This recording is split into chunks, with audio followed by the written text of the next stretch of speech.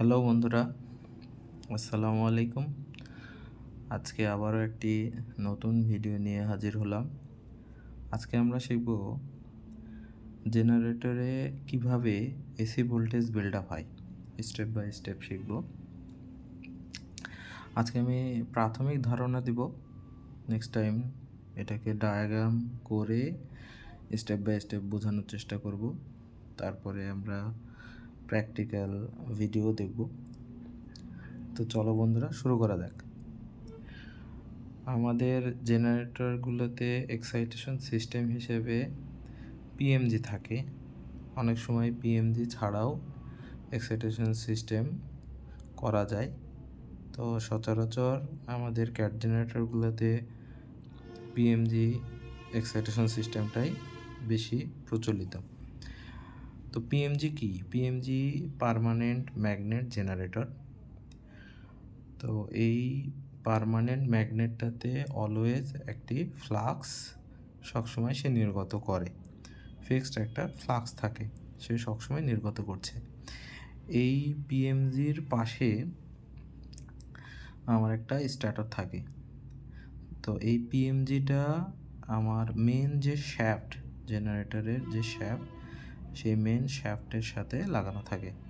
যখন ইঞ্জিনটা চালু হয় তখন এই পিএমজিটাও ঘুরতে শুরু করে।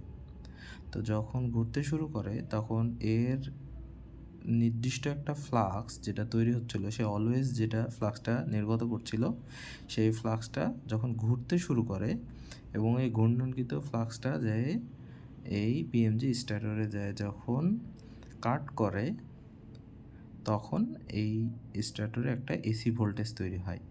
তাহলে এই পিএমজি পার্মানেন্ট ম্যাগনেট জেনারেটর থেকে একটা ফিক্সড ফ্লাক্স বের হচ্ছিল, সেটা যখন ঘূর্ণনকৃত অবস্থায় চলে যায় তখন আমার পিএমজি স্টেটরে একটা এসি ভোল্টেজ তৈরি হয়।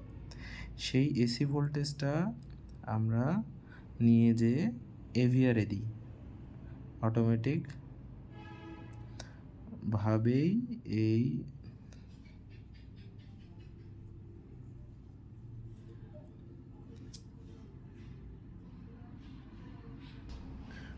অটোমেটিক ভোল্টেজ রেগুলেটরে দেই, যেটি আমাদেরকে ডিসি আউটপুট প্রসেস করে দেয় এবং সেই ডিসি আউটপুট ভোল্টেজটি F1 F2 টার্মিনাল দিয়ে এক্সাইটর স্ট্যাটরে দিয়ে থাকি। আমরা ডিসি ভোল্টেজ ইন করাই থাকি এক্সাইটর স্ট্যাটরে।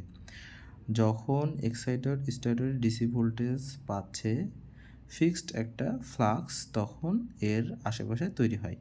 সেই ফ্লাক্সটা এক্সাইটর রোটর মেন শ্যাফটের সাথে লাগানো থাকার কারণে এক্সাইটর রোটরটা যখন ঘুরতেছে তখন এই ফিক্সড ফ্লাক্সটা তখন এক্সাইটর রোটর তখন কাট করে।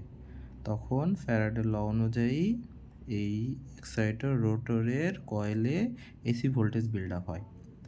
এখন এই এসি ভোল্টেজটি রোটেটিং রেকটিফায়ারের ভেতরে গিয়ে সেটা আবার ডিসিতে পরিণত হয়।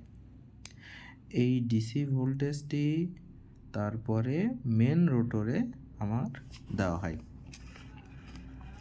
মেন রোটরের পরে দেওয়া হয়। এখন এই মেন রোটরের যে ডিসি ভোল্টেজটি আমি দিলাম, সেই মেন রোটরও ওই মেন শ্যাফটের সাথেই লাগানো আছে। এখন মেন রোটরটিও যখন একটা ডিসি ভোল্টেজ পাওয়ার পরে ফিক্সড একটা ফ্লাক্স তৈরি করছে, সেই ফ্লাক্সটা আবার ঘূর্ণন যখন ঘোরে তখন সেটা আবার মেন স্ট্যাটরে যে ভোল্টেজ ফ্লাক্সটা কাট করে তখন একটি ভোল্টেজ তৈরি হয়, সেই ভোল্টেজটা আবার এসি ভোল্টেজ তৈরি হয়।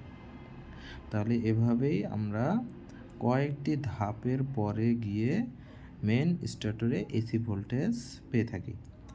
এখন বিষয় হচ্ছে মেন স্ট্যাটরে 400 ভোল্টেজ সাপোজ আমরা এসি আমাদের প্রয়োজন। এখন মেন স্ট্যাটরে ভোল্টেজ যে উঠতে শুরু করে, সেটা আমাদের এই পিএমজির একটি রেসিডুয়াল ম্যাগনেটিজম থাকার কারণে ভোল্টেজটা বিল্ড আপ হতে শুরু করে। যখন মেন স্টার্টারের ভোল্টেজ প্রাথমিক অবস্থায় 10 ভোল্ট উৎপন্ন হলো, তখন এখান থেকে একটা সেন্সিং আমার সিডিভিআরকে দেওয়া হয়। সিডিভিআর তখন বুঝতে পারে যে না, আমার আউটপুটে এখন 10 ভোল্টেজ এসি তৈরি হয়েছে। তখন সিডিভিআর এক্সাইটেশন সিস্টেমে এর যে এই যে F1 F2 থেকে যে ডিসি ভোল্টেজটি বের করছিল, সেই ডিসি ভোল্টেজটা বাড়িয়ে দেয়। সেই বাড়তি ডিসি ভোল্টেজটা আবার এক্সাইটর হয়ে এক্সাইটর রোটরে যে বেশি এসি ভোল্টেজ তৈরি করে, সেটা আবার প্রসেসড হয়ে রেকটিফায়ারের মাধ্যমে ডিসি হয়। সেই ডিসিটা মেন রোটরে যায়, তখন মেন স্ট্যাটরে আবার এসি ভোল্টেজটা বৃদ্ধি পেতে শুরু করে। এভাবেই কন্টিনিউয়াস প্রসেস চলতে চলতে একটা সময় আমাদের কাঙ্ক্ষিত ভোল্টেজ আমরা পেয়ে যাই 400 ভোল্টেজ।